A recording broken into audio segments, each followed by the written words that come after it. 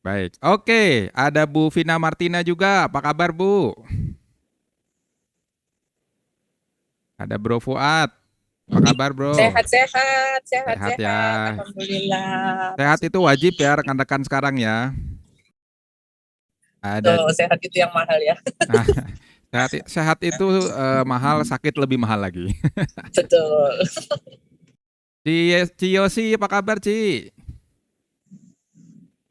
Wow, luar biasa Pak Sugi, sukses selalu ya. Siap, Wah, sama-sama, ini. sukses selalu. Semoga sehat-sehat ya semuanya ya.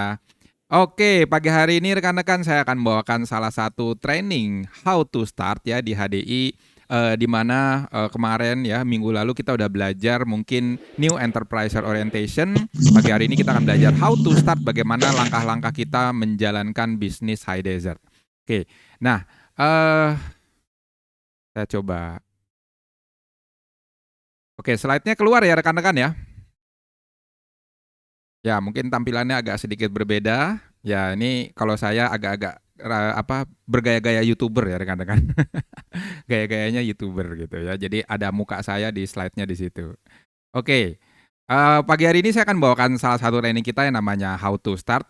Ya, yang kita perlu tahu kalau misalnya ada orang bertanya ya kepada kita, Pak, saya nggak bisa Pak jalanin HDI, saya nggak ngerti. Itu adalah pertanyaan normal. Kenapa kok itu pertanyaan normal? Karena kalau mereka itu sudah pernah jalan multi level ya mereka jadinya tahu. Tapi kalau mereka belum pernah jalan multi level khususnya HDI, maka pasti semua pertanyaannya seperti itu. Saya nggak bisa jalan Pak, saya nggak ngerti apa multi level itu apa gitu ya. Nah itu sebabnya ada training how to start. Nah ini untuk kita yang baru join misalnya, belum tahu cara menjalankannya, kita akan sama-sama belajar gimana cara menjalankannya. Nah, ada 9 langkah untuk kita sukses menjalankan bisnis HDI rekan-rekan. Nah, 9 langkah ini saya akan menjelaskan secara detail supaya nanti Anda bisa langsung mempraktekkan. Ya, langkah yang pertama itu adalah yakin. Ya gambarnya di sini teman-teman bisa lihat ya, ada sawah ya, di mana kalau misalnya dia bisa panen maka jadilah padi gitu ya. Kalau misalnya nggak gagal panen ya udah meringis ya seperti di gambar yang sebelah kiri ini gitu ya. Nah artinya gimana? Jadi gini rekan-rekan, yakin itu sama seperti halnya kita itu menanam padi. Jadi pada saat kita menanam padi, ada nggak di ruangan ini, di ruangan Zoom ini, yang yakin 100% padinya itu pasti panen? Ya, kalau kita bicara pasti, nggak ada yang namanya pasti. Tapi kalau kita melakukan sesuai dengan apa yang sudah kita ketahui ilmunya, maka eh, semakin panennya itu maka semakin tinggi kesempatannya untuk berhasil. Tapi kalau kita mencoba untuk menanam padi tanpa pengetahuan, maka rumusnya ya semakin besar kemungkinannya untuk gagal. Nah, jadi bagaimana kita bisa mengetahui cara menjalankan sebuah usaha atau bisnis, maka itu penting sekali untuk kita memahami caranya, ilmunya, gitu ya. Nah, bayangkan kalau misalnya kita mau nanam padi, nggak tahu caranya membajak sawah, ya nggak bisa. Ya. Kalau di HDI, bagaimana caranya kita memulai langkah pertama langkah untuk menjalankan bis HDI dan kita nggak ngerti, ya berarti kita stuck untuk bisa sukses di HDI. Itu sebabnya menjalankan sebuah bisnis atau bisnis HDI nggak ada yang pasti, sama seperti halnya bisnis yang lainnya. Tapi kalau kita mengetahui ilmunya, maka kemungkinan untuk berhasil kita di HDI itu sangat tinggi, gitu ya. Nah itu sebabnya langkah pertama yakin. Nah tentunya yakin ini itu ada beberapa hal yang perlu kita pastikan yakinnya terhadap apa. Ya yang pertama tentunya itu yakin kepada Tuhan. Nah ini sebabnya kenapa kok yakin itu penting ya rekan-rekan. Saya akan menjelaskan 2 langkah. Yang pertama ini cukup panjang. Kenapa? Karena 2 langkah ini adalah mindset untuk kita memahami kenapa yakin itu penting dan langkah kedua itu penting, gitu ya. Kalau kita berbicara yakin kepada Tuhan, ada nggak kalau kita ngobrol sama teman-teman kita atau orang di sekitar kita itu mengatakan seperti ini, saya udah terima nasib aja lah, yang namanya hidup kan sudah ditentukan sama Tuhan. Jadi dia meyakini bahwa Tuhan itu tidak akan merubah nasibnya. Nah, padahal kalau kita tahu yang namanya salah satu namanya Tuhan, itu apa? Yaitu Maha Kaya. Lah kalau Maha Kaya, kita akan diberikan nggak kekayaan? Maha Memberi, berarti Maha memberi kekayaan. Pertanyaannya kita minta nggak? Ya, jadi yakin kepada Tuhan itu apa? Berarti kalau ada manusia yang bisa mendapatkan juga kesejahteraan, maka kita pun bisa juga mendapatkan kesejahteraan. Ya, itu yang dimaksud dengan yakin pada Tuhan. Jadi kalau kita berdoanya aja setengah-setengah gitu ya, ya Tuhan, ya Engkau tahu yang terbaik, selesai gitu. Nah, maka ya udah yang terbaik untuk kamu, nggak usah berkembang, nanti begitu ya. Tapi ya Tuhan, berikanlah saya kesejahteraan, uang yang banyak, rumah yang nyaman, bisa bawa mobil untuk keluarga gitu ya. Maka Tuhan akan memberikan proses-proses untuk kita sehingga kita bisa mendapatkan keberhasilan tersebut. Nah, langkah pertamanya itu adalah yakin kepada Tuhan bahwa kita itu makhluk Tuhan yang diberikan kesempatan yang sama untuk juga bisa berhasil, untuk bisa sukses gitu ya. Nah, itu yakin kepada Tuhan. Yang berikutnya itu adalah yakin kepada diri sendiri. Oke, saya yakin Pak, saya yakin bahwa saya akan diberikan sama Tuhan itu kesuksesan. Pertanyaannya, ada nggak orang yang suka mengatakan seperti ini rekan-rekan? Pak Sugi bisa ngomong. Kalau misalnya Pak Sugi bisa ngomong seperti itu, saya bukan seperti Pak Sugi yang bisa berbicara gitu ya. Nah, itu dia nggak yakin dirinya sendiri bahwa dia itu juga akan diberikan kesempatan untuk bisa berbicara seperti saya. Dia bisa berkembang seperti saya gitu ya. Atau bahkan lebih hebat lagi. Kenapa? Karena dia sudah minder dengan dirinya sendiri bahwa dia itu tidak punya kemampuan. Bahwa dia tuh tidak bisa berkembang. Saya introvert Pak, berarti saya nggak bisa ngomong. Siapa yang bilang? Ya, Pak, saya itu orangnya keras Pak, kalau ngomong nyakitin orang. Berarti saya nggak mungkin bisa closing. Siapa yang bilang? Semua itu tentang bagaimana kita mengendalikan sifat-sifatnya kita. Mungkin ketika kita emosi keluarlah ya nature-nya kita. Tapi ketika dalam kondisi normal Anda bisa mengendalikan. Dan percaya sama saya, selama ada manusia yang berhasil, maka kita juga manusia juga bisa berhasil.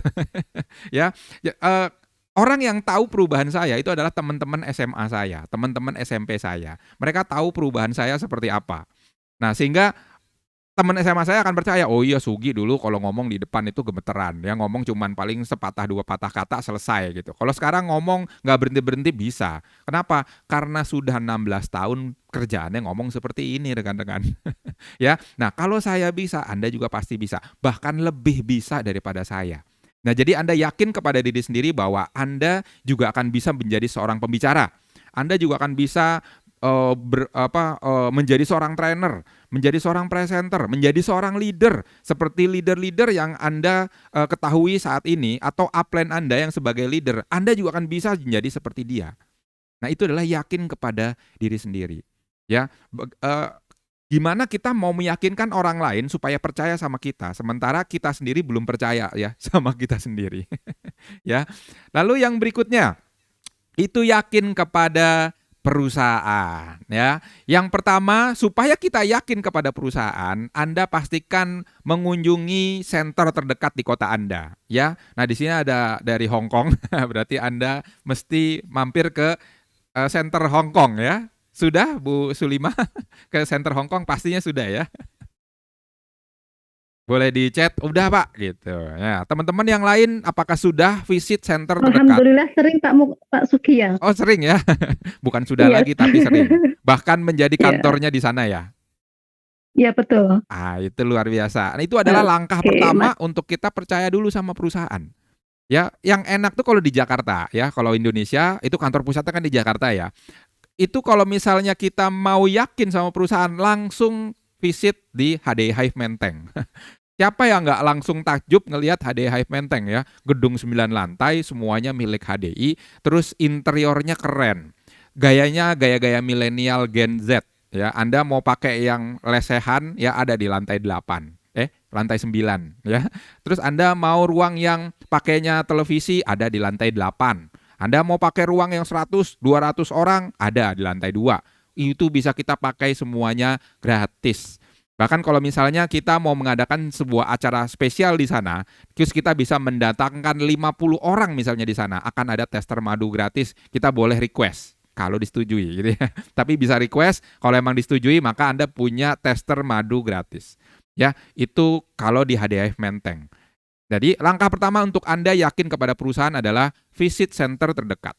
Terus kalau ini adalah teori-teori yang Anda perlu ketahui seberapa Anda yakin dengan HDI khususnya Indonesia ya. Nah, kalau di Indonesia udah 28 tahun berdiri, udah punya gedung sendiri.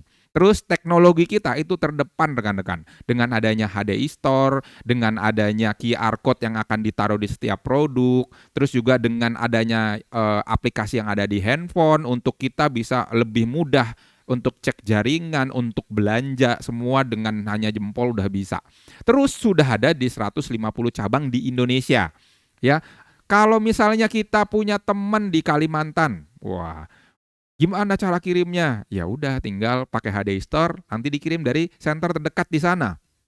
Ya, atau Anda kontak WA-nya dari center terdekat di sana. Saya pernah punya pengalaman ya rekan-rekan ya. Jadi ada kiriman gitu ya, kiriman barang, terus ada pesanan, terus dalam waktu 2 jam udah nyampe, padahal posisinya ada di Kalimantan. Ki, cepet banget lu pakai ekspedisi apa gitu ya. Loh, ya saya tinggal order aja, kan ada cabangnya terdekat di sana. Oh gitu ya, keren juga. Dia pikirnya kalau dia pesan sama saya itu dalam waktu 2 atau 3 hari baru nyampe barangnya. Ternyata 2 jam udah nyampe barangnya. Nah itu adalah keunggulannya kita, sudah 150 cabang.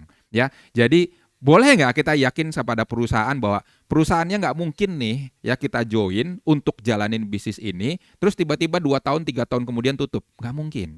Ya, nah jadi kecuali ada badai bencana alam gitu ya, ya mungkin gitu ya. Tapi dalam kondisi normal nggak mungkin. Jadi perusahaan sudah niat langgeng untuk bisa di Indonesia itu kalau bisa sepanjang masa. Artinya kalau saya baru jalan 16 tahun, mungkin 20 tahun ke depan, 30 tahun ke depan perusahaannya masih kuat. Wih, keren ya. Jadi bisa dibuat untuk bisnis masa depan. Nah, itu yakin kepada perusahaan. Nah, saya pastikan teman-teman di sini udah yakin ya sama perusahaannya ya. Terus kita berada di perusahaan yang tepat. Terus yang berikutnya adalah yakin kepada produk rekan-rekan. Yang pertama produk kita bermain di produk kesehatan. Sehingga kalau produk kesehatan sepanjang masa itu pasti dikonsumsi. Bayangkan kalau misalnya produk HDI misalnya di email, mungkin nggak? Nggak mungkin ya, jadi didigitalkan, produknya nggak bisa didigitalkan, produknya tetap harus dikirim. Caranya kita untuk menjalankan bisnisnya bisa digital, tapi produknya tetap butuh. Nah itu sebabnya bisnis kesehatan sampai kapanpun, ya itu akan terus langgeng. Ya itu yang pertama. Yang kedua, produknya sudah ada uji klinis dan jurnal-jurnalnya, jurnal penelitian. Sehingga tidak hanya kita itu ngomong bagus, bagus, bagus. Tapi kita bisa mengatakan, bagus Pak, karena apa? Salah satunya sudah ada uji klinis. Ya dari rumah sakit A, B, C, D. Wah, udah ada jurnal penelitiannya Pak. Wah, tinggal buka HDI-UAN ya, terus di marketing tools gitu ya. Ini Pak jurnalnya. Wah, kalau perlu gitu ya. Kalau kasih lihatnya ke dokter, kalau kasih lihatnya ke saya nggak ngerti. Ya, Pak Sugi ini jurnalnya. Apa wae gitu ya, nggak ngerti saya. Orang bukan dokter kok. Saya dokter bangunan saya. Ya, bukan dokter kesehatan gitu ya. Nah, terus juga produk HDI itu sudah ada di kitab suci rekan-rekan. Nah, kalau sudah ada di kitab suci, mau nggak mau, kalau itu adalah anjuran, berarti kan sama aja kayak perintah. Ya, jadi ayo minum madu gitu ya, ayo minum produk berlebahan, sudah ada di kitab suci. Nah, gimana caranya supaya kita sendiri juga yakin? Salah satunya harus konsumsi produknya rekan-rekan. Kalau nggak konsumsi produknya, terus ngomong ke orang misalnya, wah produk HDI bagus, sudah ada uji klinis, jurnal penelitiannya ada, sudah ada kitab suci. Terus teman kita tiba-tiba nanya, Gi, lu udah minum belum? Ya belum sih, tapi kan bagus katanya gitu. Langsungnya nggak closing. Gara-gara apa? Ya kitanya belum konsumsi. Wis minimal madu aja. 1/4 Pak, gak apa-apa Pak? Nggak apa-apa. Yang penting konsumsi. Ketika ditanya, sudah saya udah minum madunya, rasanya enak. Nah minimal gitu. Meskipun misalnya secara khasiat, ya karena sehat, terus pada saat minum madu tetap sehat gitu ya. Paling nggak kan bisa ngomong, bener rasanya enak. Wih. Ya jadi konsumsi sendiri. Terus yang terakhir adalah ikutin training product knowledge. Ya supaya apa? Supaya kita tahu yang terkandung di dalamnya itu apa. Saya kemarin ikut seminar wirausaha rekan-rekan ya. Pada saat ikut seminar wirausaha, orang yang saya ajak ngobrol tuh takjub. Kenapa? Saya ngomongin madu, nggak pernah ada orang ngomongin madu tuh seperti saya. Kadar airnya sekian, wih. Terus dari bunga ini, dari jenis lebah ini, cara ngambilnya begini, begini, begini. Wah, pabriknya begini, cara pengemasannya begini. Saya bisa cerita sampai seperti itu. Penjual madu yang lain ada nggak bisa cerita seperti itu? Nggak ada. Ya, kenapa? Karena training product knowledge kita itu lengkap. Nah, sehingga Anda bisa lihat, tonton ya, di gudangnya seperti apa, pengepakannya seperti apa, dikondisikan madu itu dalam kondisi berapa derajat. Nah, sehingga sangat jarang madu di luaran sana yang dibuat sehigienis seperti HDI. Itu sebabnya, khusus madu ya, khusus madu itu sudah bebas bakteri botulinum gitu ya, Clostridium botulinum. Gitu. Nah, jadi untuk yakin kepada produk, saya yakin teman-teman jadi bisa yakin sama produknya, ya. Lalu yang berikutnya adalah yakin kepada pendidikannya. Nah, pendidikan kita itu udah berpengalaman lebih dari 27 tahun, ya. Saat ini sudah ada komunitas-komunitas di seluruh Indonesia yang sangat seru dan positif. Jadi Anda tinggal join aja. Kalau di Bekasi, komunitasnya apa? Nah, kita punya Bpreneur, ya, B University Community. Nah, itu untuk komunitas Bekasi ini misalnya. Untuk Gading Serpong juga ada ya, misalnya di komunitas Harvest atau di komunitas centernya, Anda juga bisa mampir ke sana join ya. Mau itu ikutin trainingnya dulu, terus beranjak menjadi presenter, habis itu beranjak menjadi trainer ya, dan Anda akan menjadi leader. Nah, terus ikutin juga training online maupun offline-nya. Nah, ini adalah yakin kepada pendidikannya ya.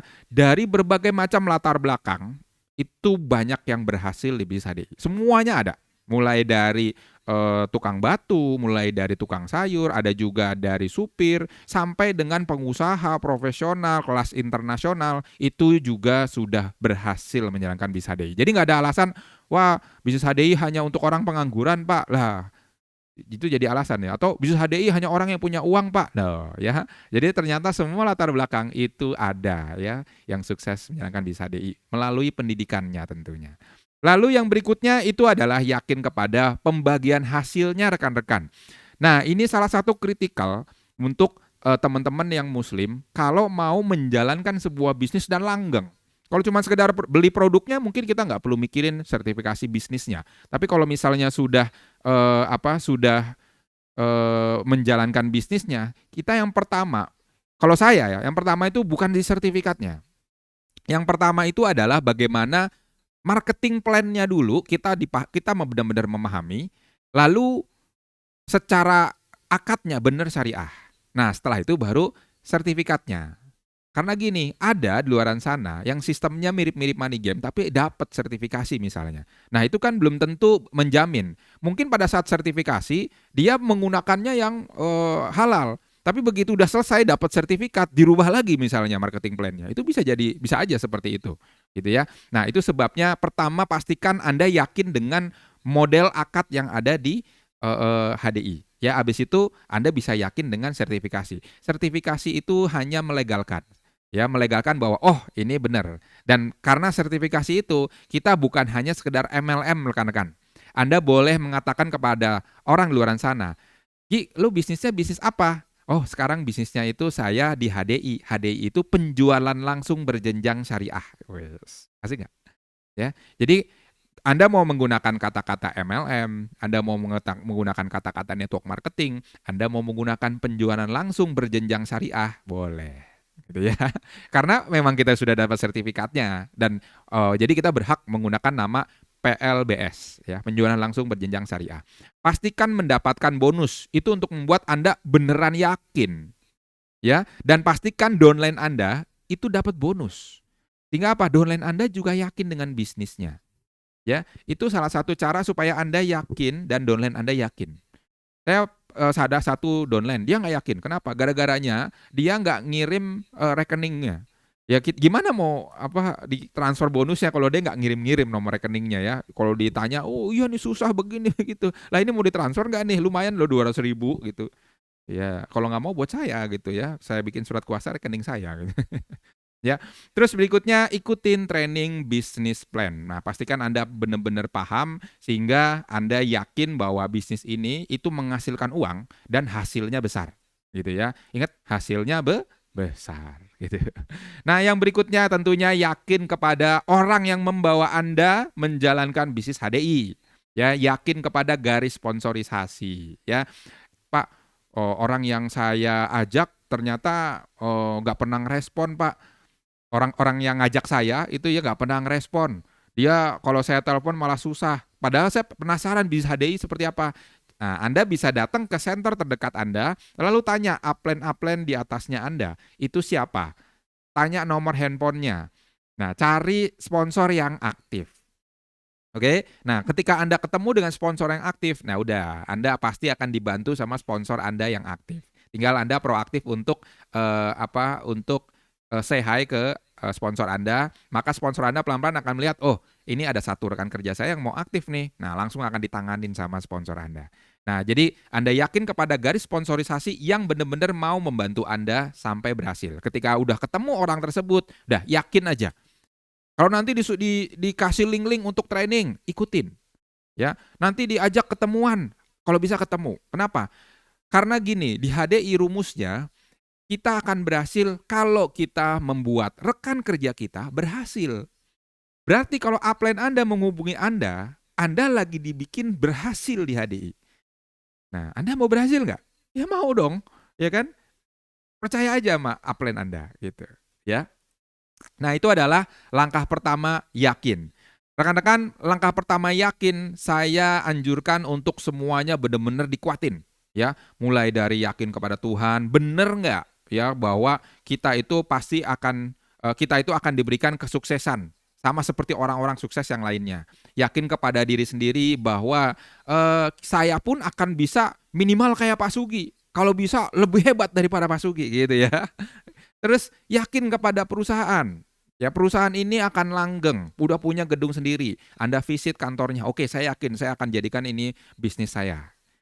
Yakin kepada produknya, konsumsi produknya, rasanya enak, berpotensi produknya, jalankan. Ya, sharingkan. Dan ingat, kita men-sharingkan produk itu sama aja kita men-sharingkan kesempatan untuk sehat.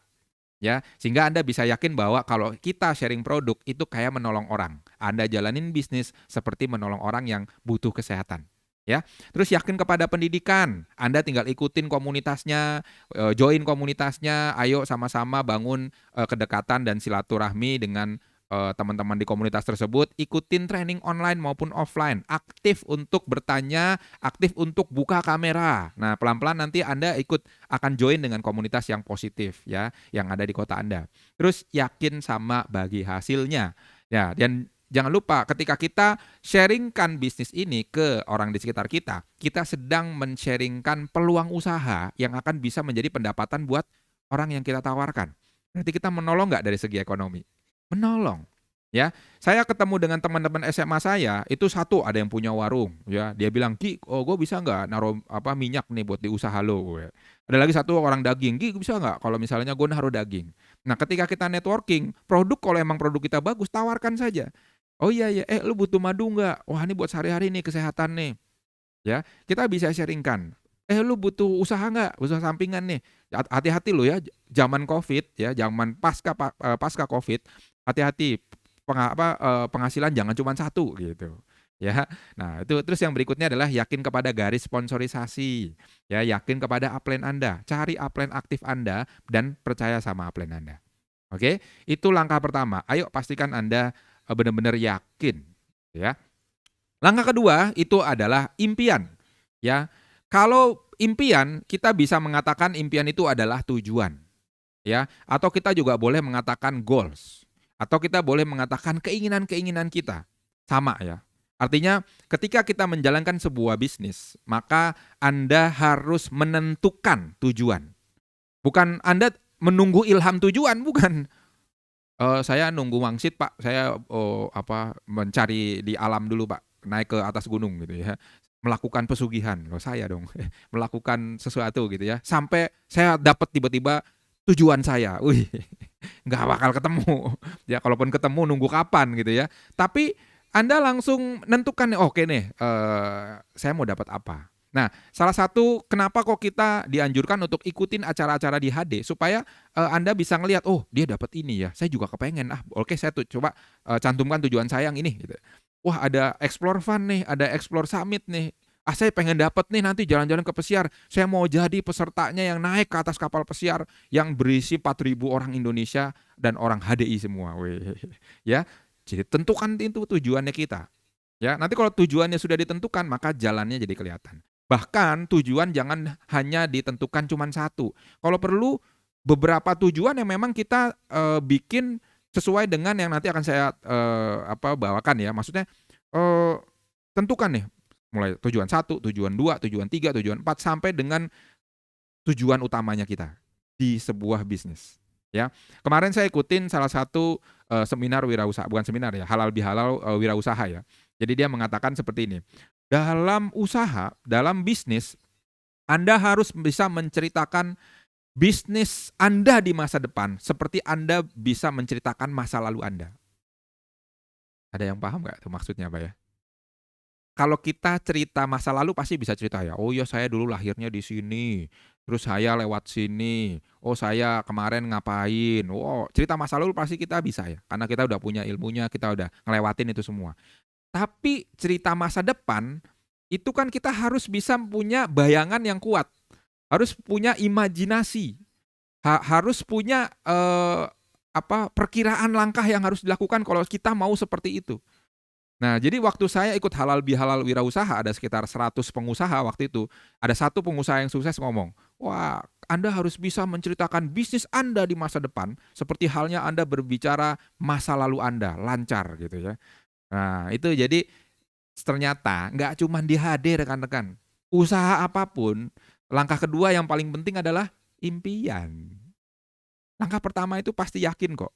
Orang buka usaha, karena apa? Karena yakin usahanya kayaknya bakal menghasilkan nih, dia yakin nih. Wah, saya mau buka usaha cuci karpet misalnya. Wah, saya ketemu orang sukses nih cuci karpetnya. Waduh, saya bisa nih kayaknya nih untuk cuci karpet ini. Ya akhirnya dia ngobrol sama temennya, oh gimana cara bukanya, oh gimana caranya, modalnya berapa. Wah, kenapa? Karena dia yakin potensi bisnis karpetnya dia misalnya. Habis itu dia tentuin tujuan, saya mau dapat income sekian gini-gini. Sama rekan-rekan di HDI juga begitu. Anda yakin dulu sama HDI, oh HDI seperti apa nih, bagaimana nih? Tanya dengan sponsor Anda. Ya, ikutin YouTube-nya.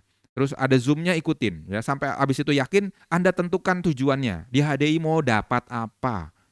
Ya, Anda mau dapat penghasilan misalnya yang pertama. Bisa. Ya, mau berapa? Anda yang nentuin sendiri. Setelah Anda menentukan, maka Anda konsul sama upline Anda. Len, ini saya mau dapat sekian, gimana caranya? Ya, atau Anda pengen dapetin laptop, ya, pengen dapetin smartphone, ya, lalu lapor ke upline Anda, cerita ke upline Anda, saya mau dapetin laptop harganya 50 juta, gimana caranya ya? Laptop 50 juta ya, ya nggak apa-apa gitu ya, tapi Anda ngobrol sama upline Anda. Saya mau beli motor Pak. Oh iya motor cepet lah, paling setahun juga dapat. Iya Pak, motor yang BMW. Hah? Harganya berapa? 200 juta. Wah itu butuh waktu berarti ya.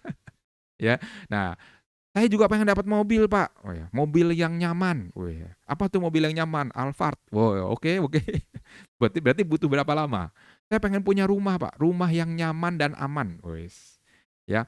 Nah, itu Anda tentukan. Atau Anda lihat kebutuhan diri Anda. Oke, saya mau punya rumah. Tapi rumah yang cocok buat saya, yang masuk akal, apa dulu rumahnya? Saya mau beli laptop. Kenapa? Untuk kebutuhan anak-anak atau untuk kebutuhan Anda berbisnis di HDI. Tentukan, ya, mau laptop yang berapa dulu. Oh, yang jangan 50 juta dulu. Laptopnya yang harganya 5 juta dulu. Yang penting produktif. Habis itu baru laptopnya nanti naik lagi 15 juta kalau memang sudah bisa menghasilkan lebih lagi. Gitu ya. Nah, itu bagaimana Anda harus menentukan. Anda harus sudah bisa mulai menceritakan masa depan Anda. Anda harus bisa membayangkan, berimajinasi Anda mau dapat apa dan merasakan gimana apa nikmatnya dengan apa yang Anda sudah dapatkan. Gitu. Ya. Nah, caranya gimana supaya kita bisa buat impian? Yang pertama, pastikan Anda smart ya. Anda pintar, bukan di situ ya. Maksudnya smart itu S-nya itu adalah spesifik. Impian itu harus jelas, ya. Pertama Anda mau motor, mereknya Honda, ya. Mereknya apa? Habis itu Hondanya yang Speci atau enggak yang Vario, ya. Atau PCX. Oke, harganya berapa? Warnanya apa? Tipenya yang tipe sport apa tipe apa gitu. Nah, itu spesifik. Karena kenapa kok kita penting untuk spesifik? Supaya measurable, terukur. Jadi tahu nilai yang mau kita kejar itu berapa. Kalau misalnya gini ya, Pak, saya pengen punya mobil, Pak. Oh iya, oke. Catat ya, mobilnya mobil apa? Apa aja, Pak, yang penting Tuhan kasih. Tiba-tiba Tuhan kasihnya mobil bak. Anda protes nggak? Ya, tiba-tiba dikasih mobil bak, Anda protes nggak? Pasti protes kok. Ya Tuhan, kan saya pengen punya mobil, tapi bukan mobil bak. Nah, nanti diomongin sama Tuhan kan. Loh, katanya minta mobil gak penting apa, udah dikasih mobil malah komplain. Makanya doanya harus spesifik, supaya tahu harganya berapa. Nah, begitu saya pengen Honda PCX, tipenya sport, oke harganya berarti 35 juta. Nah, jadi miserable. Jadi yang pertama spesifik, yang kedua miserable, terukur. Yang ketiga itu adalah achievable, itu bisa diraih ya dalam waktu yang kita tentukan, timeable. Ya, jangan sampai Anda kepengen motor PCX gitu ya, terus dalam waktu 1 bulan, baru menjalankan HDI dalam waktu 1 bulan. Ya rasanya masih sulit ya, rasanya masih sulit gitu. Nah, Anda harus bisa menjalankan mungkin setahun bisa tuh ya untuk beli motor PCX. Ya kecuali kemarin ya waktu zaman COVID itu dalam waktu 2 bulan 3 bulan itu sudah ada yang income-nya bisa sampai puluhan juta ya. Tapi kalau sekarang nih kondisi sudah mulai pasca COVID, maka kondisi menjadi lebih normal lagi, waktunya jadi normal lagi gitu ya. Terus harus realistis, bukan sesuatu yang sifatnya khayalan. Ya, saya pengen punya rumah di awan. Nah, itu ngayal, Pak. Saya pengen nikah sama artis A, itu ngayal juga gitu. Itu nggak bisa, nggak ada ukurannya harganya berapa. Ya, emang saya mau nikah sama artis A, harganya 1 miliar, Pak gitu. Kan enggak ya. Nah, jadi harus sesuatu yang sifatnya realistis. Pak, saya mau jalan-jalan ke bulan. Realistis nggak? Sekarang mungkin ya realistis ya. Bayar sama Elon Musk tuh, ya. Nah, makanya realistisnya juga termasuk waktu. Ya, jadi waktunya kita akan sampai apa enggak gitu ya. Nah, itu bagaimana kita membuat sebuah impian atau tujuan rekan-rekan. Harus smart. Jadi waktunya kapan Anda tentukan, ya. Apa yang mau Anda capai, harganya berapa, bisa kita dapatkan atau bisa kita raih. Realistis, bukan sesuatu yang sifatnya khayalan. Ya, itu kalau kita mau menentukan tujuan. Oke. Dan rekan-rekan saya juga sarankan tujuan nggak cuma sekedar untuk Anda mau mendapatkan apa. Tapi buatlah untuk tujuan pengembangan diri Anda. Target pengembangan diri Anda. Goals pengembangan diri Anda. Juga buat target-target pencapaian Anda di HDI. Ya, misalnya saya pengen punya peringkat Diamond Leader, Pak. Saya pengen juga dapetin kapal pesiar. Saya pengen juga peringkatnya Crown. Ya, jadi Anda mulai pikirkan nggak hanya Anda dapat barang, tapi Anda juga pikirkan atau uang ya, tapi Anda juga pikirkan bagaimana target pengembangan diri Anda. Kenapa? Karena ini sejalan rekan-rekan. Ya, ketika Anda mencapai peringkat Diamond, income kan mulai ngikut gitu ya. Nah, ketika Anda mencapai peringkat Crown, income-nya juga mulai ngikut. Nah, income kan akan sejalan dengan kita mau beli juga. Nah, jadi target pengembangan diri, kalau kita bayangkan gini rekan-rekan, kita itu tiba-tiba dikasih ya, karena di sini ada Bu Yosi ya atau Bu Vina ya, tiba-tiba Anda yang baru join di HDI dikasih Bu Yosi, ya, atau dikasih Bu Vina gitu ya. Tiba-tiba pertanyaannya Bu Yosi kan berat ya. Ini bisnis HDI dibandingkan dengan bisnis saya, HDI itu cuma recehan. Nih lihat, dapatnya sekian. Saya sekali jual tas dapatnya bisa 5 juta. Apa ini bisnis gitu? Oh, kita yang baru join kan gimana ya cara closingnya ya? Ini bisa Bu, dapatnya 2,4 miliar. Wah, kalau 10%-nya, 1%-nya bisa 240 juta. Ini kan di atas kertas. Coba kamu ceritain gimana cara jalannya bisa dapat 200 juta itu. Oh, gimana ya cara jalannya ya? Ada aja sih Bu yang bisa. Loh, kamu ceritain. Kamu jangan cuman ngibul-ngibul doang nyeritain orang, tapi kamu ceritain teknisnya gimana. Kalau teknisnya masuk akal, saya join. Wah, pusing nggak tuh kalau ditanya seperti itu ya? Anda baru join ditanya seperti itu, ya. Nah, itu sebabnya pengembangan diri itu penting. Semakin Anda memiliki kemampuan berbicara baik, kemampuan open mind baik, attitude-nya baik, ya, perbendaharaan katanya banyak, maka semakin tinggi closing Anda. Semakin tinggi closing Anda, target pencapaiannya juga semakin tinggi. Target pencapaian tinggi, maka goals atau impian-impian Anda terpenuhi. Ya, makanya buatlah juga target pengembangan diri. Jangan hanya targetnya itu mau diamond Pak, tapi training nggak mau. Gimana? Oh diamond Pak, tapi setiap diajak meeting AYUEO ya, ini ita itu. Wah. Ya jadi kalau bayangkan Anda seperti seorang karyawan yang profesional ya, kalau diajak meeting sama bos gimana? Pasti semua urusan langsung dihentikan. Ya, tapi kalau diajak meeting sama upline Anda misalnya di HDI, apakah semua dihentikan? Belum tentu, ya. Nah, tapi kalau Anda benar-benar serius dengan apa yang Anda mau capai, maka nurut sama upline Anda, ya. Percaya, yakin pada garis sponsorisasi. Kenapa? Karena upline Anda pengen Anda berhasil. Gitu. Oke. Langkah yang berikutnya sifatnya teknis rekan-rekan. Ya, Anda bisa tinggal melakukan.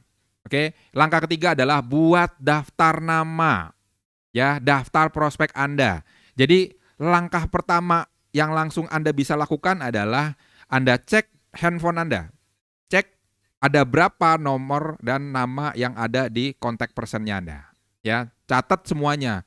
Pak, ngapain dicatat Pak? Kan ada di handphone. Saya sarankan catat. Ya, Pak, kalau catatnya di komputer boleh nggak? Silahkan. Tapi yang penting dicatat. Supaya apa? Supaya Anda bisa menganalisis. Kalau Anda ada buku, Anda catat namanya, Anda bisa analis orang ini udah pernah di prospek, tapi belum closing. Orang ini sudah closing, tapi belum belanja. Orang ini sudah closing, sudah belanja, tapi belum mau aktif. Jadi Anda bisa ngelihat recordnya seperti apa. Nah, mungkin Anda mau buat di Excel misalnya ya, sekarang di Microsoft Office, di Excel, mungkin Anda mau buat seperti itu boleh. Yang penting Anda catat, Anda buat daftar namanya. Ya, kenapa? Karena di HDI bahan bakunya kita untuk bisa berhasil salah satunya adalah daftar nama yang paling penting. Bayangkan Anda mau buat roti nggak ada tepung, ya jadi apa? Bukan roti ya. Jadi bahan baku utamanya daftar nama.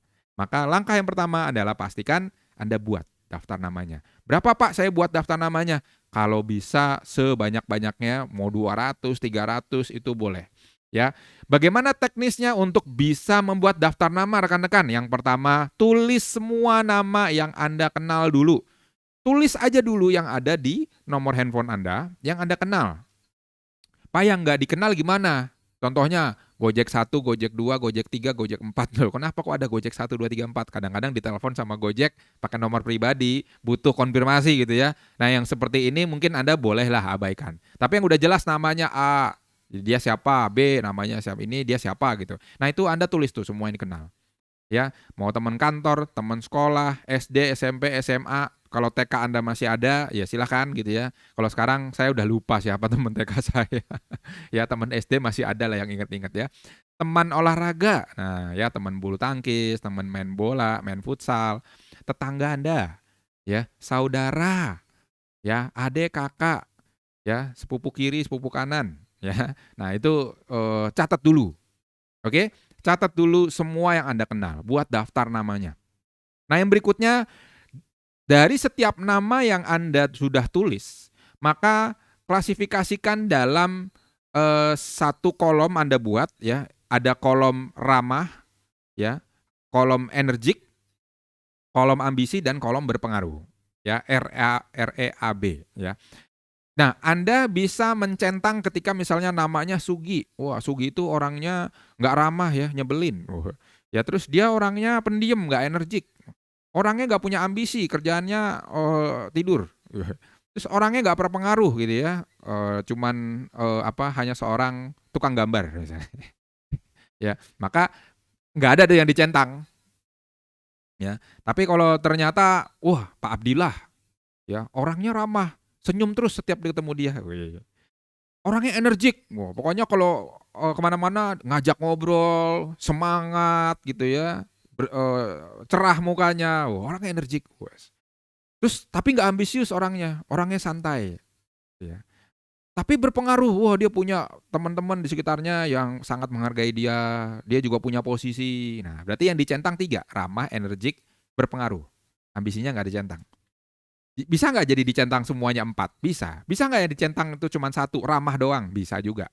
Nah, apa sih tujuannya kita mengklasifikasikan ramalan ya, bukan ramalan ya, maksudnya perkiraan kita bahwa orang ini seperti apa. Supaya kita jadi tahu orang ini kita mau bersikap seperti apa.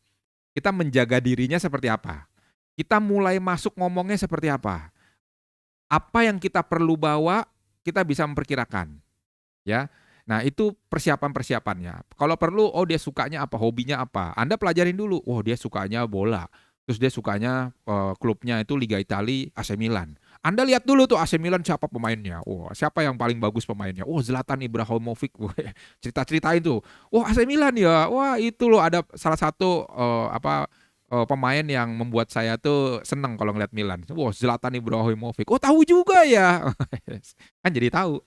Nah, Anda boleh konsul sama upline Anda tentang daftar nama. Jadi semakin Anda bisa mengidentifikasi ya prospek Anda, maka semakin tinggi closingnya.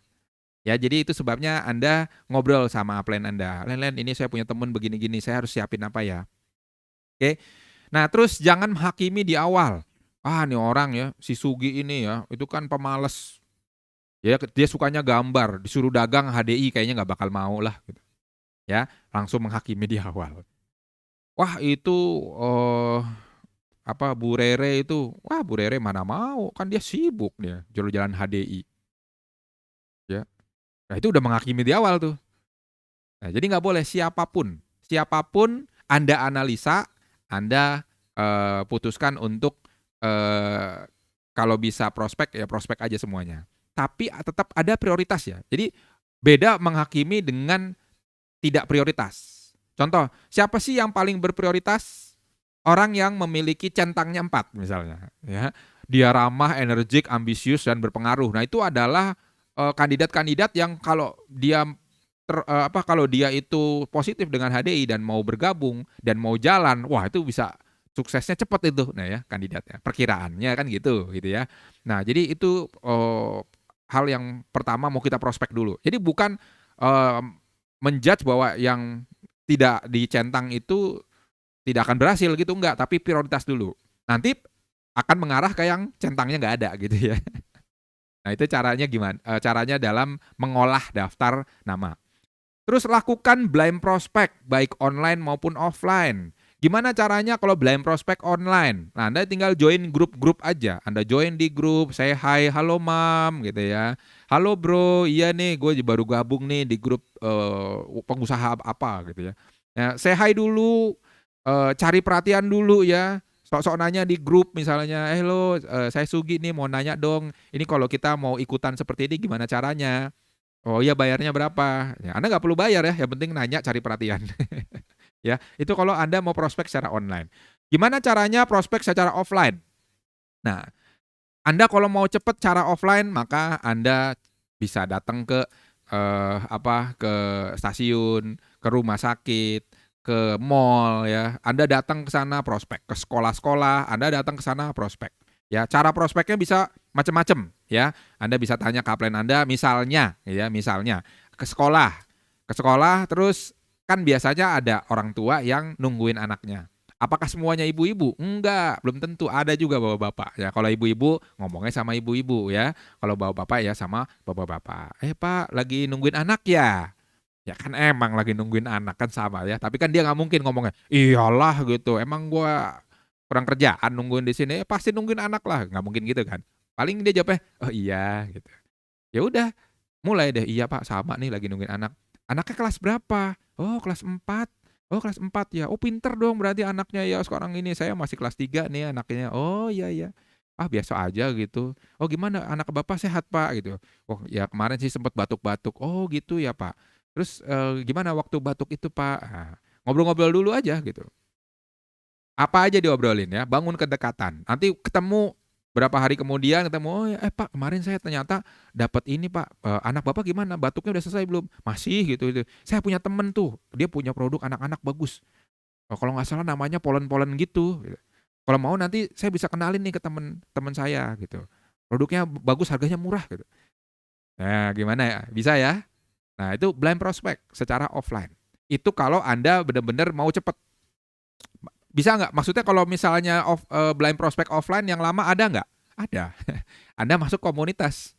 Anda masuk komunitas, terus Anda kenalan dulu dengan orang-orang di sana, nunggu ngumpulnya kapan ya, atau Anda ikut senam, atau Anda ikut les-les gitu ya. Jadi masuk ke dalam sebuah komunitas, Anda berbaur di sana, pelan-pelan bikin janji ya. Itu sebabnya langkah berikutnya adalah buat janji ya. Jadi setelah daftar nama kita udah bikin ya, udah lengkap ya, udah blind prospect masukin lagi ke daftar nama kita, maka mulai nih kita langkah keempat nih melakukan ya, buat janji.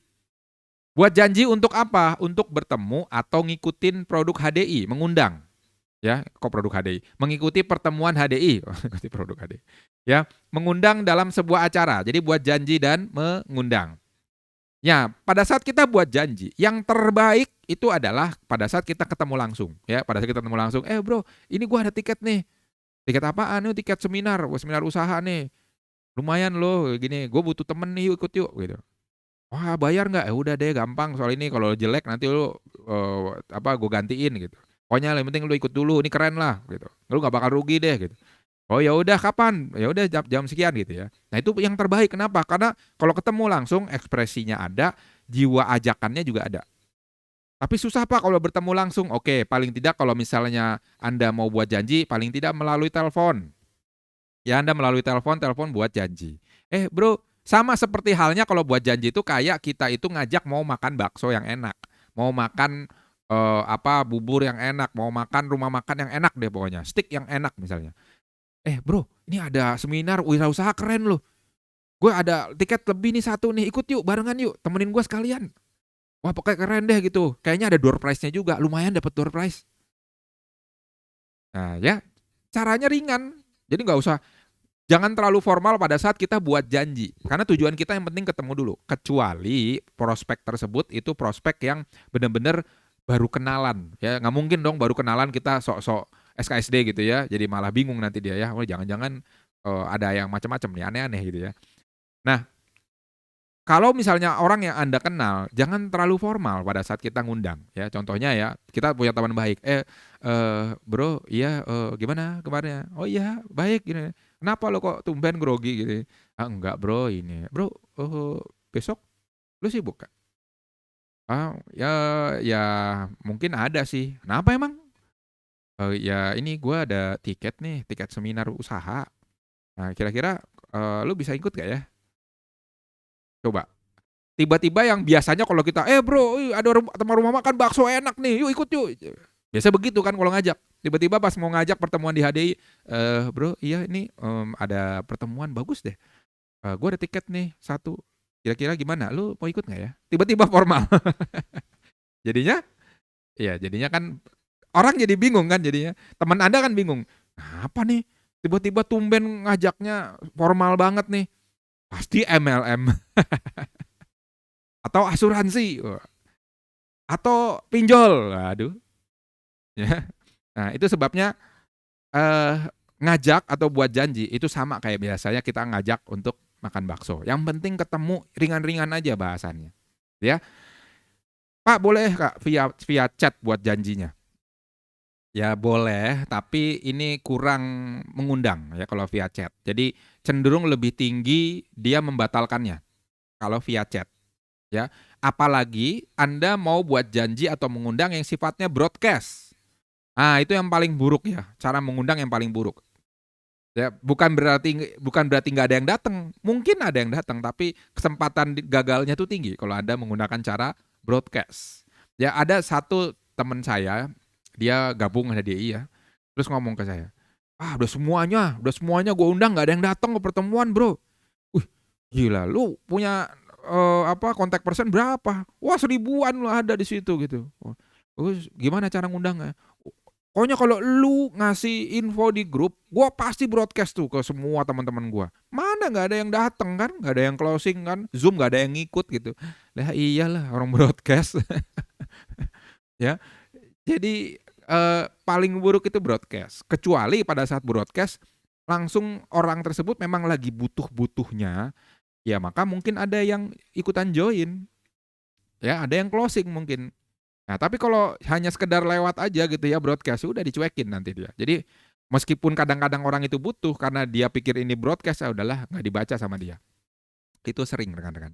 Ya makanya ngundang paling buruk itu adalah broadcast. Maka Anda boleh nih di screenshot paling tidak Anda telepon ya. Sekarang telepon via WhatsApp sudah gratis. Kalau dulu mungkin sulit karena buat janji pakai telepon pulsa. Sekali telepon 1.500 per menit kalau dulu ya. Awal-awal saya gabung. Sekarang telepon mau sejam 2 jam gratis. Cuman jangan gara-gara gratis Anda presentasi di telepon. Jangan ya. Kenapa? Karena ingat, kalau di telepon nggak boleh presentasi di telepon karena cenderung mudah ditolaknya. Sayang. Ya, kalau Anda punya kesempatan untuk ceritakan tentang HDI, tapi Anda ceritakannya di telepon. Usahakan ketika kita mulai untuk presentasi, maka usahakan itu ketemu. Ya, jangan kita presentasi itu lewat telepon. Nah, presentasi ada 2 cara ya. Pertama, Anda presentasi secara one by one, atau Anda group presentation, atau langsung 2 atau 3 orang, ya. Atau mungkin lebih banyak lagi, ya. Nah, apa sih yang namanya presentasi? Presentasi itu sama dengan cerita, rekan-rekan. Anda jangan berpikir bahwa presentasi itu sifatnya formal, enggak. Presentasi itu seperti Anda menceritakan, seperti yang tadi saya ngomong ya, menceritakan bisnis Anda di masa depan, selancar Anda menceritakan bisnis Anda di masa lalu.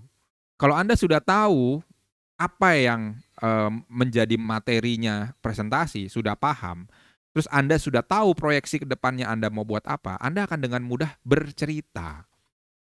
Semakin cerita Anda meyakinkan orang, semakin orang jadi closing. Ya, itu sebabnya jangan terlalu berpikir berat bahwa saya harus presentasi. Enggak kok, Anda bisa kok hanya dengan bercerita. Ya, saya kalau misalnya presentasi itu sama seperti cerita rekan-rekan. Ya, jadi misalnya ngobrol, Gi, emang HDI itu apa sih? Oh, HDI itu luar biasa loh. Dia tuh kantor pusatnya ada di Menteng, depan stasiun Cikini persis, di Jalan Probolinggo, nomor 18. Itu sudah gedung sendiri loh. Dan udah 28 tahun. Nggak sembarangan, HDI itu luar biasa keren. Nah, itu saya sudah menjelaskan presentasi untuk company profile dari segi kantornya. Cara saya tidak formal kan, tapi saya sudah presentasi, cerita. Ya. Dan saya mau menekankan kepada teman-teman bahwa presentasi itu adalah kemampuan yang harus kita miliki kalau kita benar-benar mau berhasil di HDI.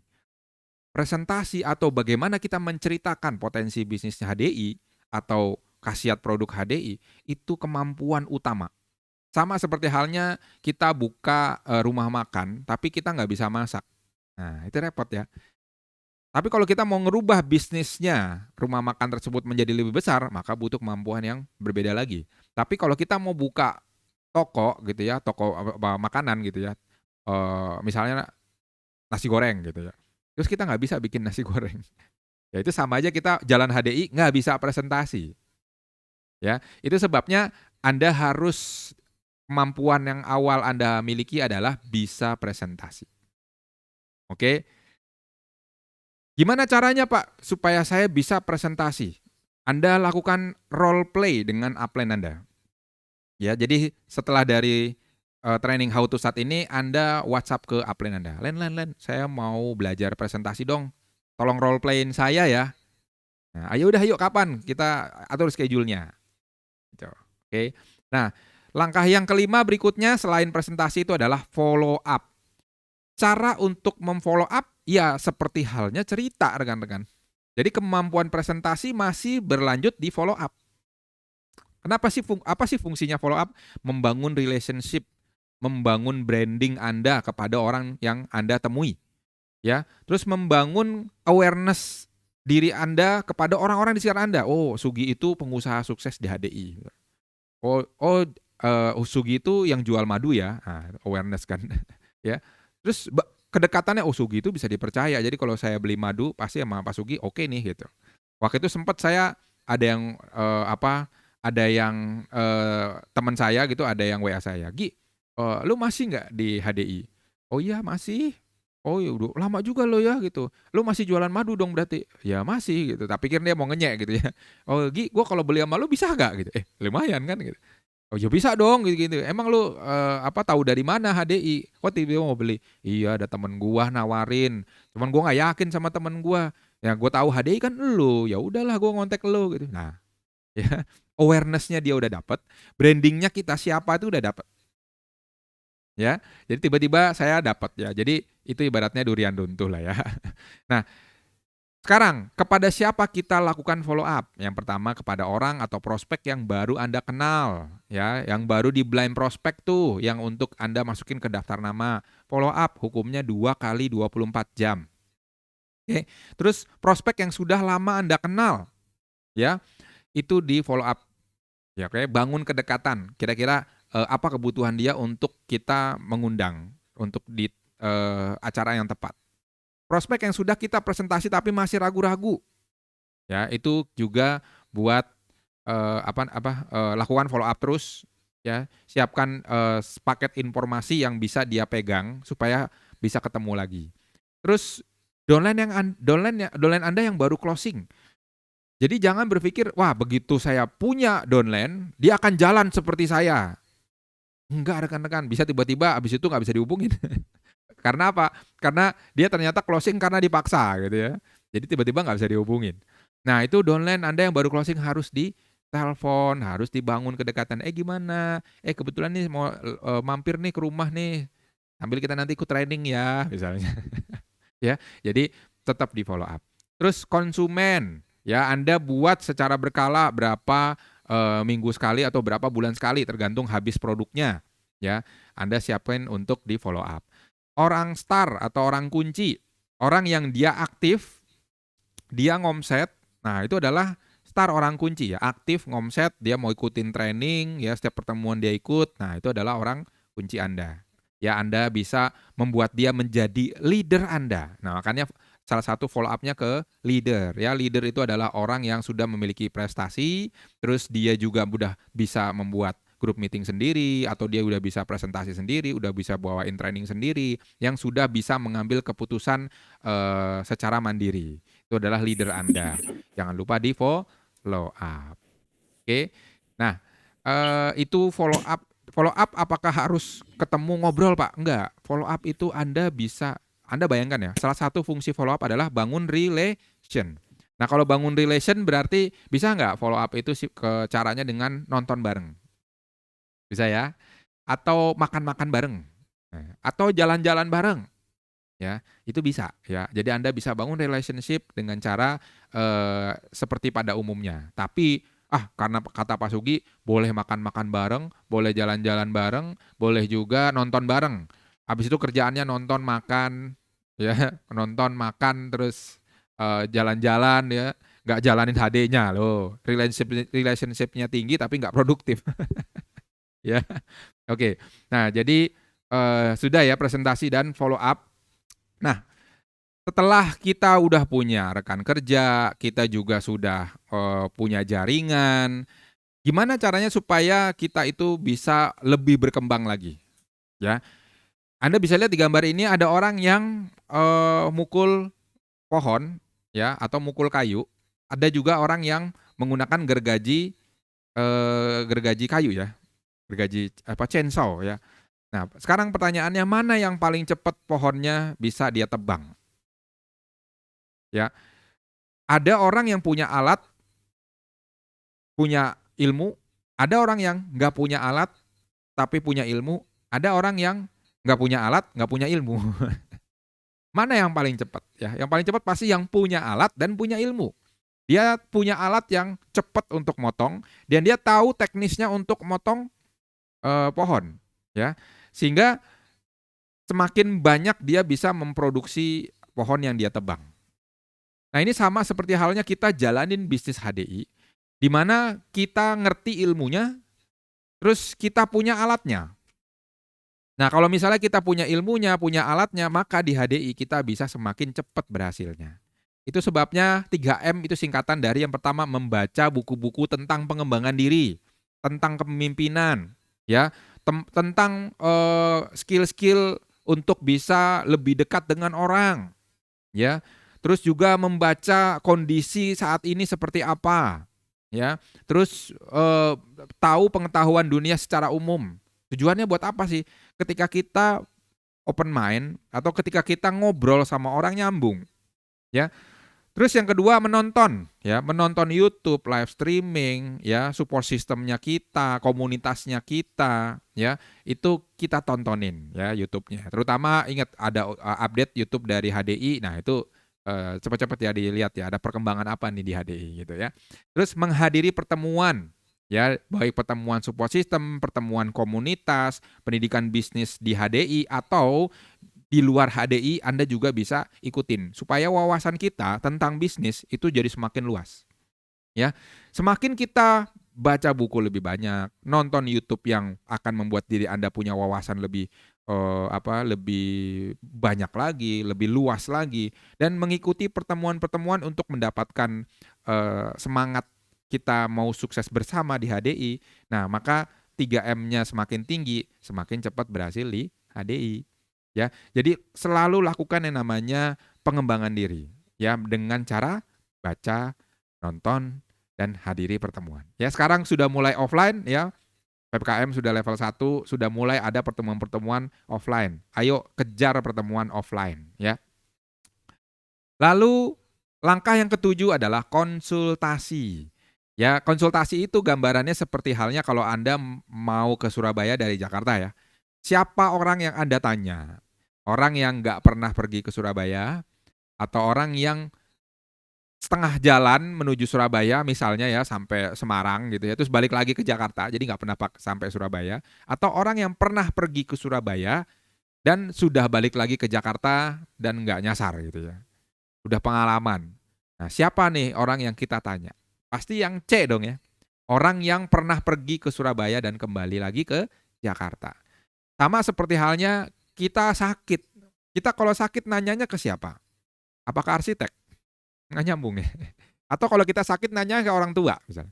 Iya, kalau orang tua kita dokter. Nah, itu sebabnya kalau misalnya kita sakit tanyanya ke dokter. Ya.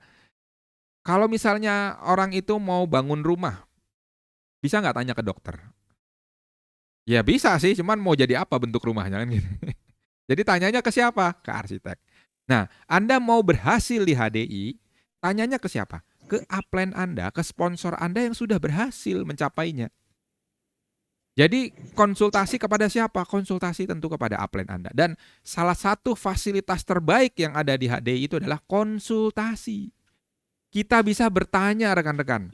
Kemarin dalam seminar wirausaha, jadi saya ketemu dengan salah satu pengusaha, dia ngomong, iya nih sekarang saya lagi di mentoring.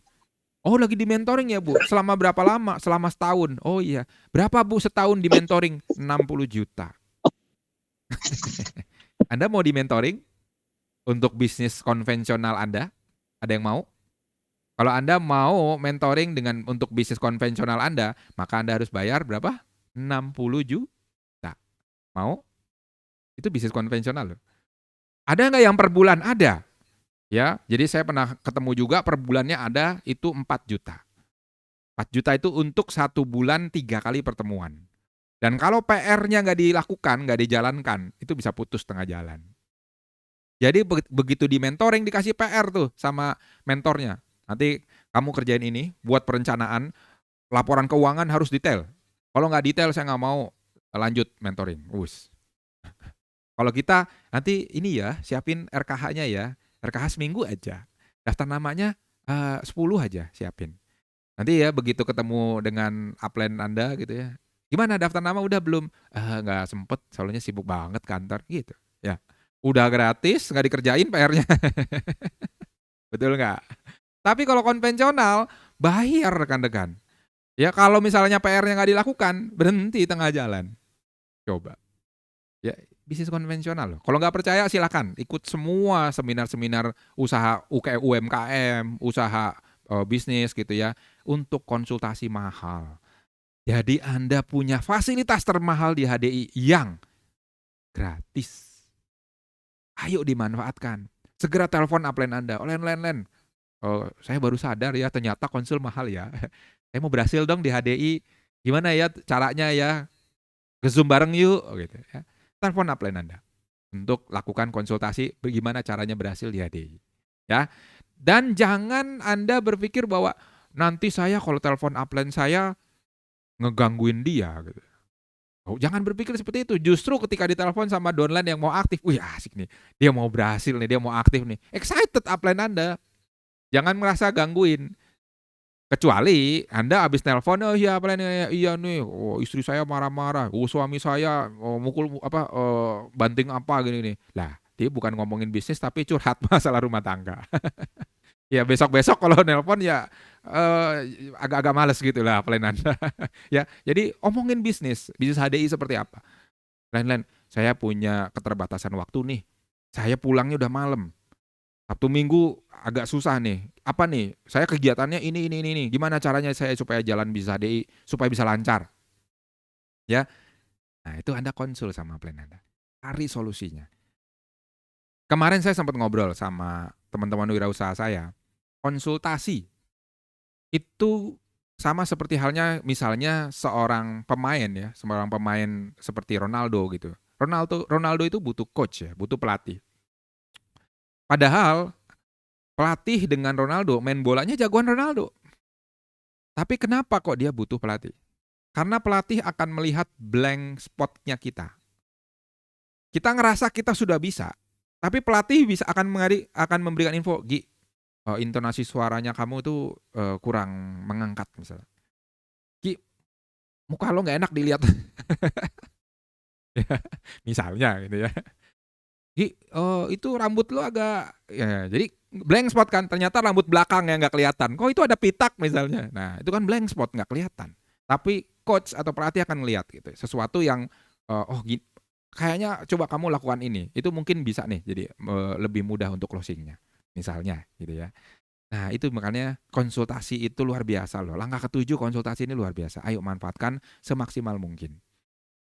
Edifikasi, langkah ke-8. Rekan-rekan, edifikasi secara nggak sadar sebenarnya sangat penting pada saat kita itu terjadi dialog. Ya, karena edifikasi itu bagaimana kita mengangkat sesuatu itu menjadi penting di mata orang. Ya, misalnya nih perusahaan.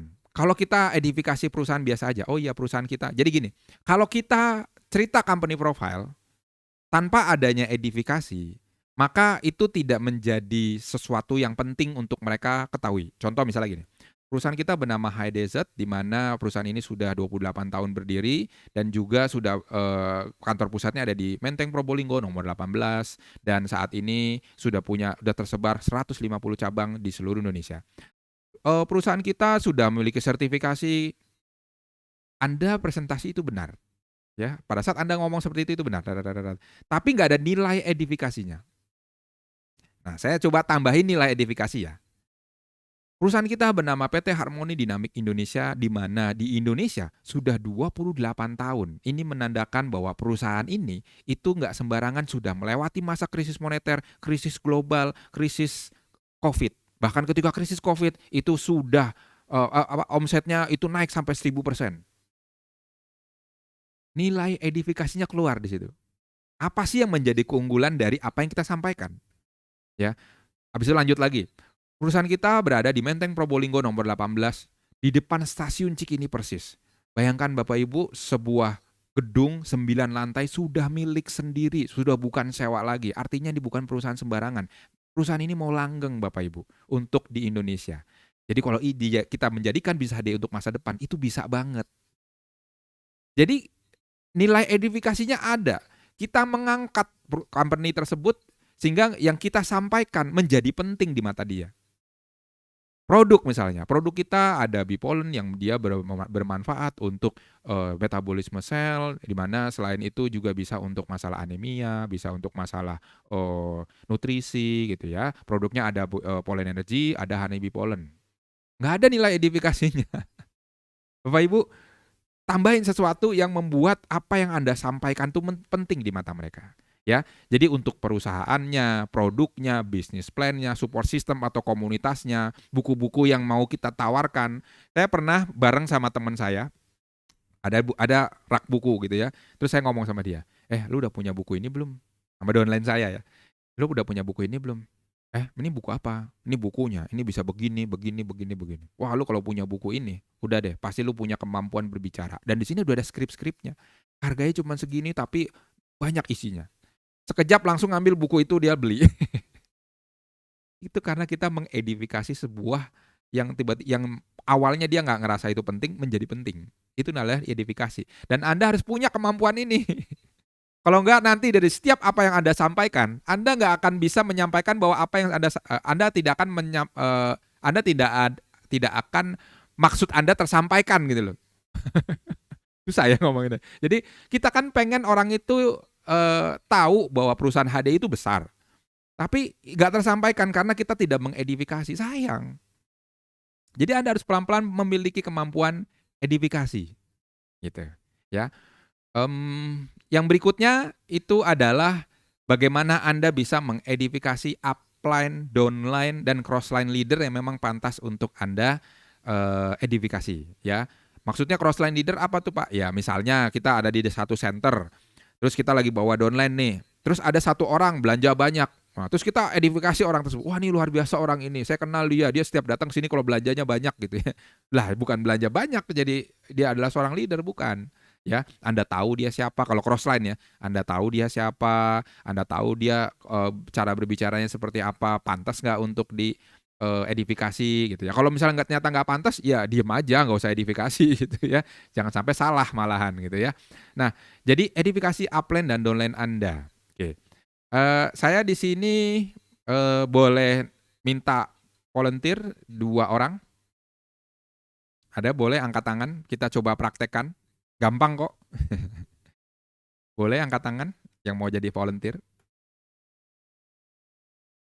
Halo? Ini ada 38 peserta. Wah, luar biasa.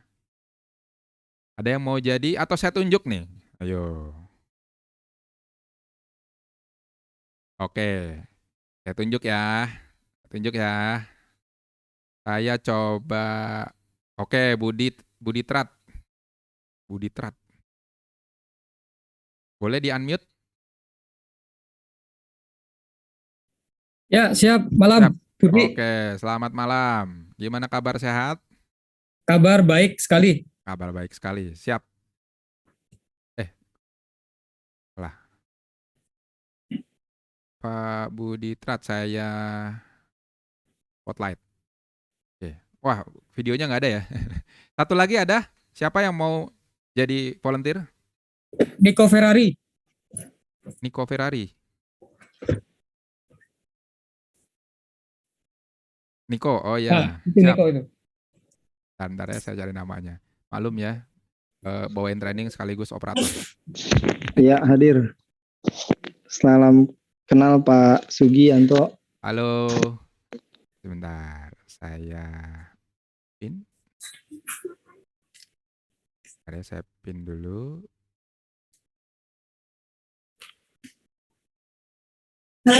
Oke.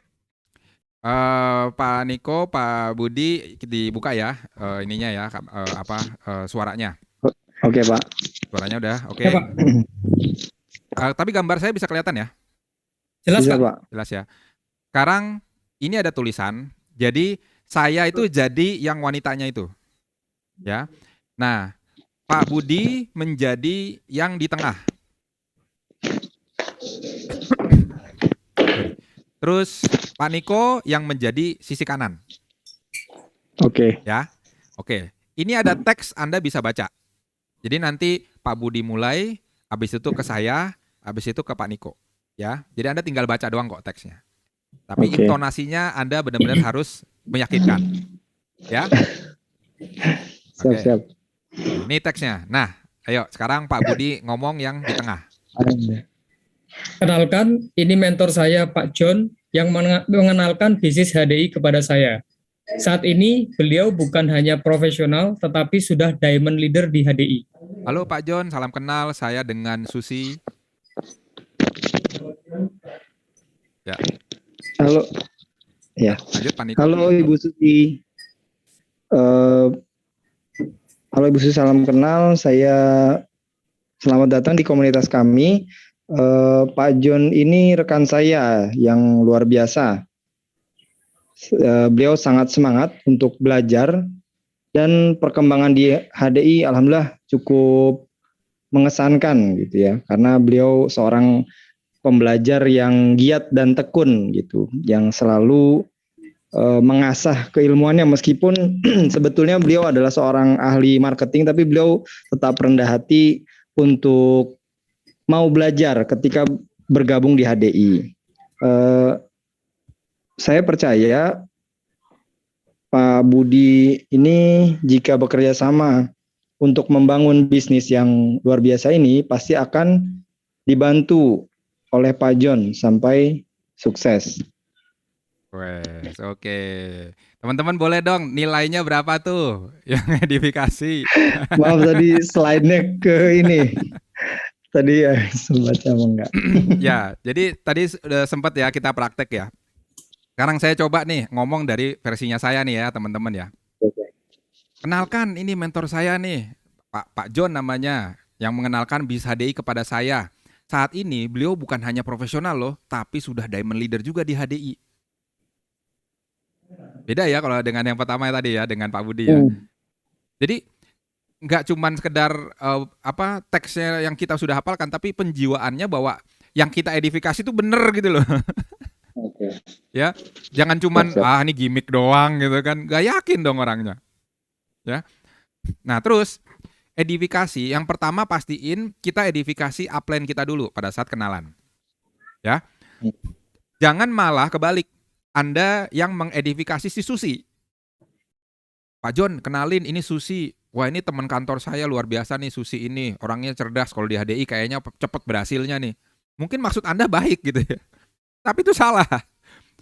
Jadi upline Anda posisinya akhirnya di bawah. Susi jadi ngerasanya besar kepala. Ya, jadi yang Anda lakukan adalah Anda edifikasi upline Anda dulu.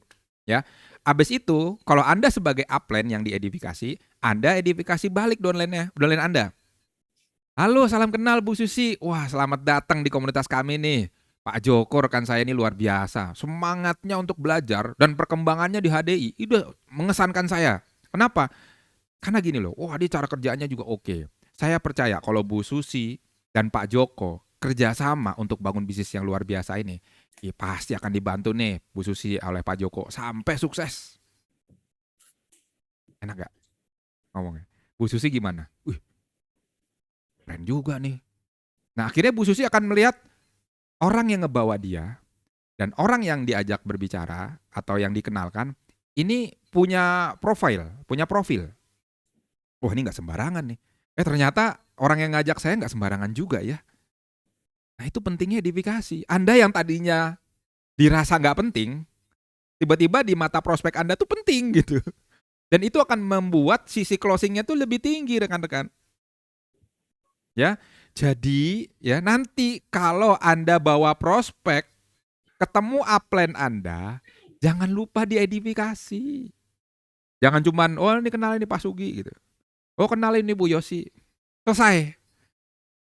Nah harus nih, kenalin ini Bu Yosi ini luar biasa loh. Posisinya udah nggak sekedar diamond, tapi sudah crown di sini. Udah jajaran crown, sudah juga jajaran pemilik saham. Saya banyak belajar sama Ciyosi ini. Ya, kenalkan nih upline saya. Ya, edifikasi. Ya, paling tidak itu yang paling minimal ya. Jangan sampai cuman kenalin Bu Yosi selesai. Ya. Sayang. Artinya gini, kita sudah meluangkan waktu kalau bisa semaksimal mungkin rekan-rekan. Mulai dari edifikasi dulu.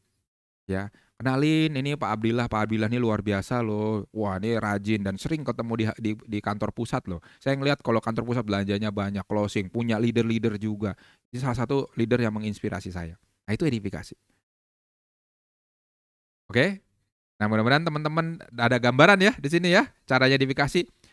Sekarang gini. Jadi salah satu PR Anda itu adalah Anda buat skripnya dulu nggak apa-apa. Untuk Anda bisa mengedifikasi upline Anda. Setiap ketemu. Buat aja dulu skripnya tertulis. Oh, upline saya tuh ini, peringkatnya ini, prestasinya ini, latar belakangnya ini. Ya, mulai deh latihan. Supaya nanti kalau ketemu edifikasi nggak grogi. Edifikasi nggak bingung mau dibicarain apa ya. Ya, kebetulan kan saya pemilik center. Sebenarnya saya paling nggak suka kalau saya diedifikasi sebagai pemilik center kan. Cuman karena mungkin mereka taunya itu saya pemilik center. Oh iya nih kenalin Pak Sugi ini pemilik center dari Bekasi gitu. Saya nggak mau downline saya sebenarnya edifikasi saya pemilik center. Kenapa? Karena gini, yang saya mau duplikasi atau yang saya mau bawa orang-orang rekan-rekan kerja saya itu di bisnis jaringan. Berarti kita butuh informasi bisnis jaringan untuk dikuatkan ke prospeknya kita. Bukan LC, bukan center gitu. Ya. Nah, jadi Anda tulis. Nah, ternyata waktu saya tanya, "Lu kenapa kalau edifikasi gua center melulu? Jangan center, jangan pernah diedifikasi." Aduh, gua kadang-kadang suka bingung, Bro, kalau gua suka bingung gua suka bingung Gi kalau misalnya mau edifikasi lu. Ya kenapa? Karena nggak dicatat gitu. Lupa peringkat upline-nya apa. Ya, catat dulu. Buat yang kira-kira oke. Nah, itu selalu ngomong itu aja dulu. Wah, Sugi ini luar biasa loh dalam waktu sekian tahun peringkatnya sudah diamond sekian tahun. Padahal ada yang udah dalam waktu sebulan sudah diamond kan. Ya, jadi jangan sebutin sekian tahunnya rekan-rekan. Ya, gitu. Loh, apa nih?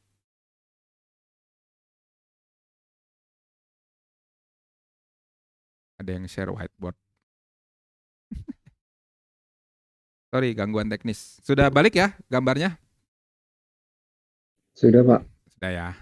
Oke, rekan-rekan, itu tadi edifikasi. Wah, cukup panjang ya saya jelasin edifikasi karena ya memang salah satunya kalau kita tidak punya kemampuan edifikasi, sayang gitu. Kita udah ngomong panjang lebar nggak nyampe maksudnya kita, ya.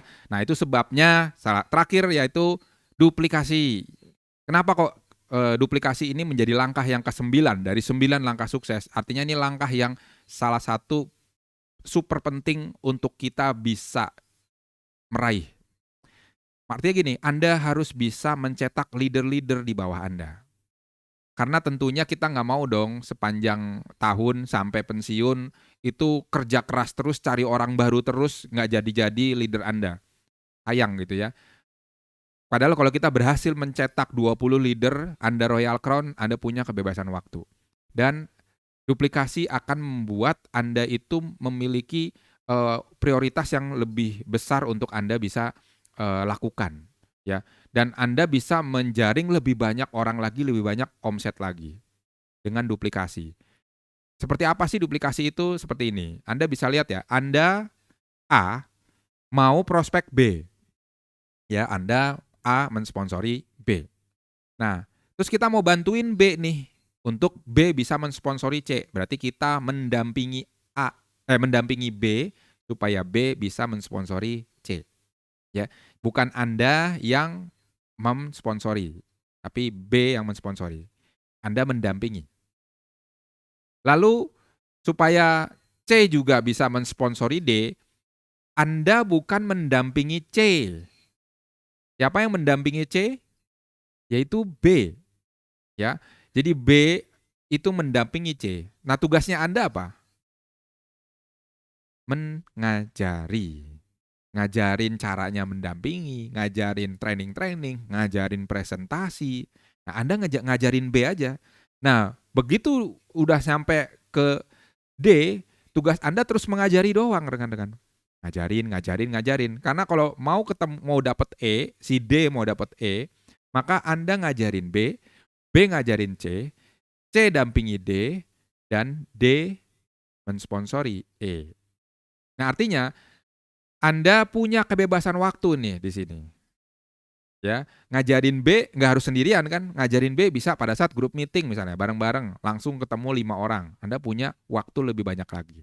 Berarti Anda mulai punya kebebasan waktu. Itu sebabnya penting duplikasi supaya Anda punya kebebasan waktu dan disitulah makna bisnis sesungguhnya rekan-rekan. Anda bisa mendelegasikan pekerjaan Anda dan kepada leader-leader Anda. Karena HDI atau bisnis pada umumnya sebenarnya adalah bisnis sumber daya manusia. Problem dari sebuah bisnis itu selalu namanya sumber daya manusia. Adalah misalnya karyawannya yang nilep uang misalnya, atau yang males-malesan, atau yang menyinggung customernya, atau tidak melakukan pekerjaannya dengan SOP yang sudah kita buat. Selalu sumber daya manusia. Nah, di HDI juga ternyata bisnis yang pentingnya tuh di sumber daya manusia. Jadi bagaimana Anda bisa mencetak sebuah leader dan leadernya bisa mandiri, maka Anda berhasil menduplikasi. Ya. Nah, jadi penting sekali untuk kita bisa menduplikasi. Delegasikan tugas-tugas kita kepada downline Anda. Contoh, kita punya downline, dia sudah punya downline kita nih, sudah punya 5 orang yang aktif. Maka Anda harus mengajari caranya downline Anda grup meeting. Ayo, Bro. Ci, mulai bikin grup meeting. Udah materinya yang santai-santai aja. Materinya open mind aja nggak apa-apa. Yang penting sudah mulai pegang mereka untuk grup meeting. Ya, itu bagaimana kita mencetak leader. Ayo mulai bawain training, mulai bawain presentasi. Bagaimana kita caranya mencetak leader. Jadi di awal Anda menjalankan bisnis HDI, Anda mungkin baru belajar caranya presentasi. Tapi di menengah ke atas gitu ya, menengah ke ending, Anda harus bisa belajar bukan sekedar presentasi, tapi bagaimana mencetak leader. Bagaimana mencetak orang-orang kunci Anda. Nah, itu yang dimaksud dengan duplikasi. Gitu ya rekan-rekan ya.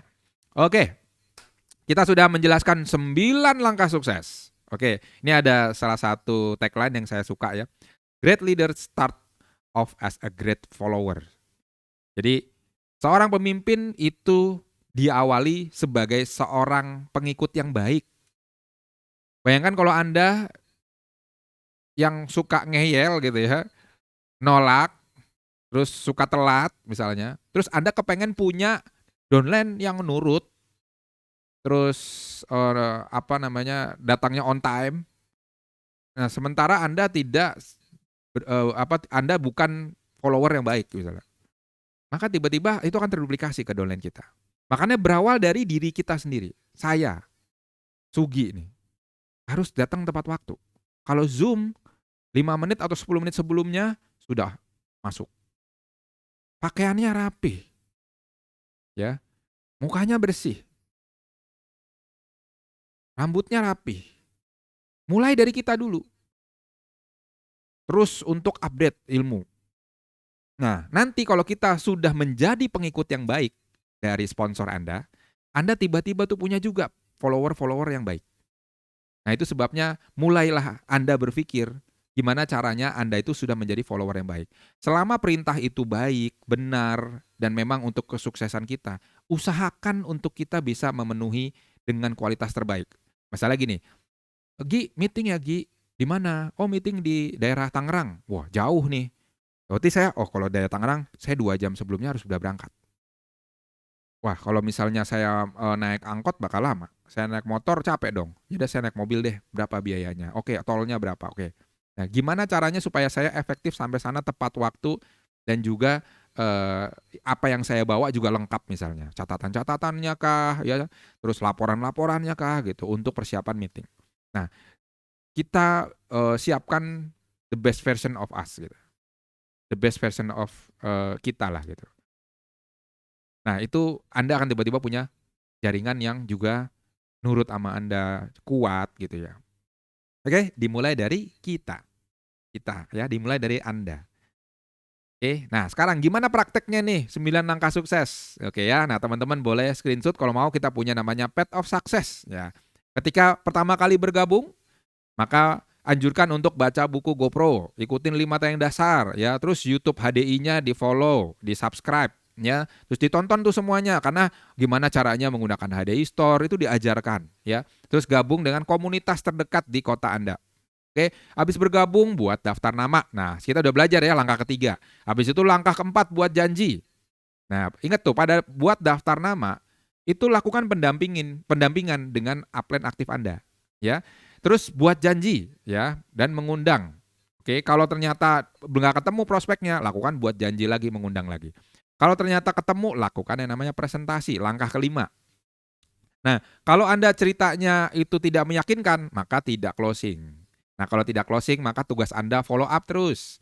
Edifikasi, ya, edifikasi apa? Video-video yang kita share, artikel-artikel atau pertemuan, edifikasi. Ya. Terus kalau ternyata masih ragu-ragu, sama ya, edifikasi. Ya, video, artikel, pertemuan. Kalau ternyata dia closing, ternyata sama. Ya, follow up dan edifikasi, video, artikel, pertemuan. Artinya setelah kita presentasi, siapapun selalu lakukan edifikasi apa yang mau kita sampaikan. Oke. Nah, kalau kita follow up dan ternyata dia mau bergabung menjadi rekan kerja, yang tadinya ragu-ragu, berarti kita dapat rekan kerja balik lagi ke atas, bergabung dan looping, ya, duplikasinya. Nah, terus kalau ternyata udah kita follow up dia ragu-ragu mengatakan tidak, maka jual produk. Sama seperti halnya waktu awal-awal kita presentasi, dia mengatakan tidak, jual produk. Ya. Nah, kalau dijual produk dia tetap gak mau, berarti minta referensi. Kira-kira ada temen lo nggak yang kira-kira mau butuh dengan produknya? Oh, ada nih si ini. Ya udah, kalau dapat referensi, maka masukin ke daftar nama, langkah ketiga. Gitu ya. Nah, kalau kita jual produk ternyata dia mau beli, tetap lakukan follow up dan edifikasi video. Nah, video-videonya Anda boleh konsul ya dengan upline Anda yang cocoknya apa. Ya kalau misalnya dia konsumen, videonya ya video-video tentang konsumen, konsumsi khasiat-khasiat gitu ya.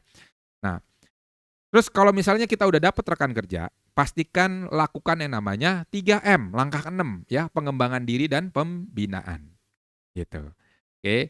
Nah, terus Anda bisa lihat di sini kalau misalnya langkah pertama dan langkah kedua Anda kuat, maka kegiatan yang ada di langkah kiri itu akan membuat Anda konsisten. Anda konsisten terus mengembangkan daftar namanya. Anda konsisten untuk terus buat janji dan mengundang. Anda konsisten untuk lakukan presentasi. Ya, Anda lakukan follow up konsisten ke semua orang yang sudah Anda presentasi. Anda edifikasi semakin kuat. Kenapa? Karena Anda punya keyakinan yang tinggi dan Anda punya tujuan yang jelas. Kalau keyakinan Anda tinggi, tujuan Anda jelas, Anda akan konsisten dalam menjalankan bisnis ini, dalam menjalankan path of success-nya ini. Ingat, kegiatan kita cuma ini loh, nggak banyak. Anda nggak bikin laporan keuangan, ya. Anda nggak bikin perpajakan gitu ya, nggak. Anda nggak perlu ngurus perizinan, Anda nggak perlu mikirin sewa tempat. Ini doang buat bikin daftar nama, buat janji presentasi, ya. Lalu ketika kita melakukan ini dan terjadi kebuntuan, lakukan konsultasi untuk evaluasi ya dengan upline Anda. Saya udah presentasi, kira-kira apa yang salah ya dari saya ngomong?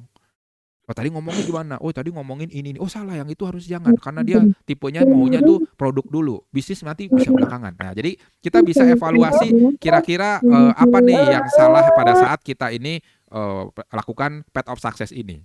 Gitu ya. Nah, yang berikutnya adalah gimana caranya apa yang sudah kita lakukan path of success ini diduplikasi supaya Anda memiliki efisiensi dalam menjalankan bisnis HDI. Gitu. Oke, nah ini bagaimana cara kita prakteknya? Seberapa penting langkah pertama dan kedua itu membuat Anda menjadi konsisten dalam menjalankan langkah ketiga ya sampai langkah ke-6.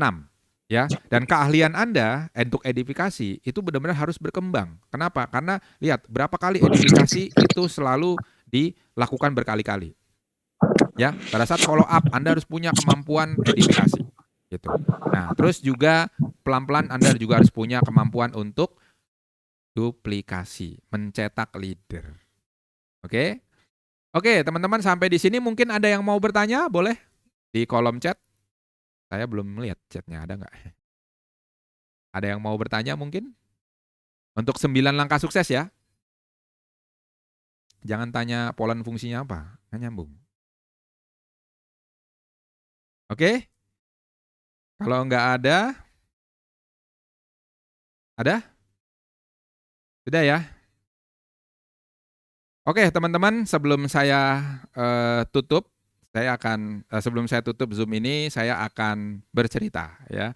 Saya akan bercerita ada seorang kakek ya, seorang kakek yang dia itu sangat pintar, bijak gitu ya, dan seorang cucu yang usil. Ya. Jadi si cucu ini bingung nih. Ini kakek pintar banget ya, jawab apa aja bisa. Saya mau bikin sebuah soal yang dia nggak akan bisa ngejawab pertanyaan saya. Datanglah dia kakek. Ini saya cucu punya teka-teki ini. Oh, teka-teki apa? Oh, di tangannya cucu itu ada burung. Nah, sekarang cucu mau tanya, burung ini mati atau hidup? Gitu. Dipegang kan ya burungnya. Kakeknya nggak tahu dong, ini burung mati apa hidup gitu. Nah, cuman kakeknya mikir, ini burungnya ini kalau misalnya dia hidup, si cucu tinggal ngeremes mati burungnya.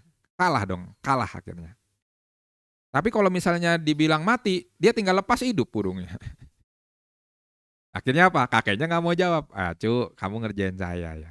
Itu burung hidupnya, itu ada di tangannya kamu. Nanti kalau misalnya kakek bilang hidup, kamu peres mati. Kalau kakek bilang mati, nanti kamu tinggal buka tangan terbang udah burungnya. Nah, artinya apa yang sudah kamu lakukan di situ, apa yang sudah kamu tahu di situ, semua tergantung kamu. Hidup dan matinya. Oke, rekan-rekan, dari cerita ini apa sih makna yang bisa kita dapetin? Kita sudah tahu langkahnya ya, seperti apa. Kita sudah tahu ilmunya untuk kita memulai seperti apa. Hidup dan matinya kita di HDI tergantung 9 langkah sukses ini, Anda mau melakukan atau tidak. Ya, kalau misalnya Anda tidak melakukan, maka jalan menuju sukses di HDI tentunya akan sangat lama, bahkan mungkin nggak nyampe-nyampe. Nah, itu sebabnya langkah sukses yang sudah diformulakan oleh HDI seperti ini, oleh support system seperti ini, oleh komunitas Anda yang seperti ini, karena sudah ada uji cobanya. Bahwa ini adalah langkah atau path of success atau cara-cara yang sangat efisien untuk Anda bisa lakukan. Oke? Nah, ayo hidup kita di HDI, sukses kita di HDI tergantung kita mau melakukan atau tidak. Oke, terima kasih. Itu aja dari saya. Semoga apa yang saya sampaikan bermanfaat ya buat teman-teman dan bisa dipraktekkan. Kalau tadi ada salah-salah kata, mohon maaf ya, karena kadang-kadang otak saya suka ngeheng. Ya itu semua karena kelemahan saya sebagai seorang manusia. Nah, kalau ada yang baik itu karena Allah yang ngasih gitu ya. Terima kasih dan sukses buat Anda. Go Royal Crown. Assalamualaikum warahmatullahi wabarakatuh. Selamat pagi.